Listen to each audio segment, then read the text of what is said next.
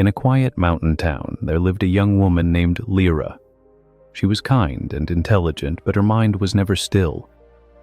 Thoughts ran through her head all day. She worried about what people thought of her. She replayed old mistakes and imagined problems that had not even happened. Because of this, she could not focus on her work. Lira helped her father in a small tea shop, but she often forgot orders or spilled tea. Customers became impatient, and her father grew concerned. One morning, after another restless night, Lira decided she needed help. She had heard about an old monk who lived in a temple deep in the forest.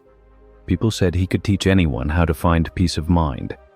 Without telling many people, she packed a small bag and began walking toward the forest, hoping to find answers to the storm inside her head. The forest path was long and covered with fallen leaves. Birds sang high in the trees, and the sound of a river flowed nearby. After many hours, Lira saw the old temple. It was simple, made of wood and stone, with a small garden in front.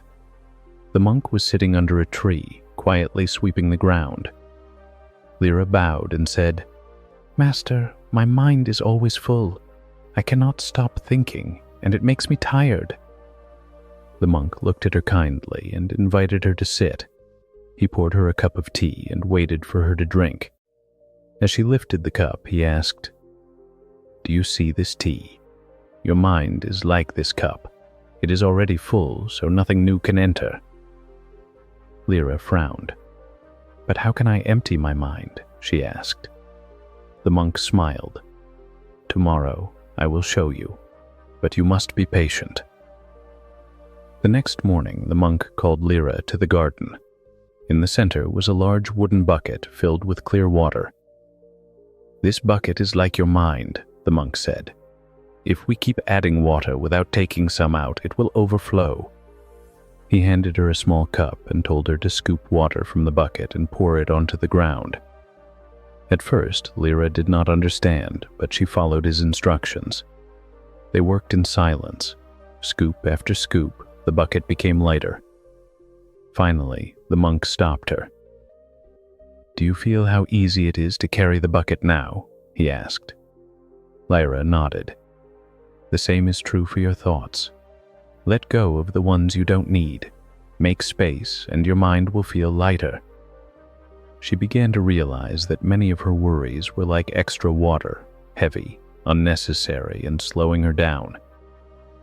Later that day, the monk gave Lira another task. He placed a small stone in her hand and told her to carry it while walking around the garden. At first, it felt light, but after many rounds, her hand began to ache. "This stone is like a single worry," the monk explained. "It may seem small, but if you hold it for too long, it becomes painful." Lira stopped and looked at the stone. She opened her hand and let it drop onto the ground. The feeling of relief surprised her. The monk smiled again. "When a thought does not help you, release it. You don't need to carry it all day." Lira understood now that emptying her mind was not about having no thoughts at all, but about choosing which ones to keep and which to let go.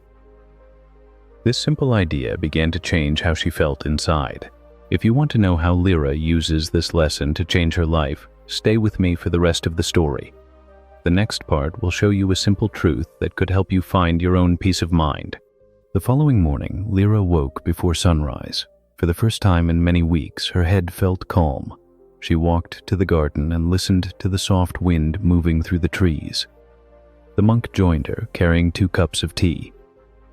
"You see," he said, "peace is not something you find far away. It is here, when you choose to clear the space inside you." Lira thought about her life in the tea shop, the customers, and her father. She realized that if she brought this calm mind home, she could work better, listen more, and enjoy each day. The monk told her she could leave whenever she was ready. He had given her the tools. Now it was her turn to use them. Lira thanked him deeply, knowing the journey home would be the start of a new way of living. When Lira returned to her village, the air felt different. She walked into the tea shop and saw her father arranging cups on the shelves. "Welcome home," he said, smiling. That day, Lira worked slowly but with full attention. She remembered the bucket and the stone, letting go of unnecessary thoughts while serving customers. People noticed her calmness and began to enjoy staying longer in the shop. Business improved, and her father's worry faded. Lira understood that her mind would never be completely empty, but she now had the power to choose what stayed and what left. Each evening, she would sit by the window, watch the sunset, and quietly clear her thoughts. She realized that true peace was not the absence of life's noise, but the ability to keep her heart still, no matter how loud the world became. And that was the lesson she would carry forever.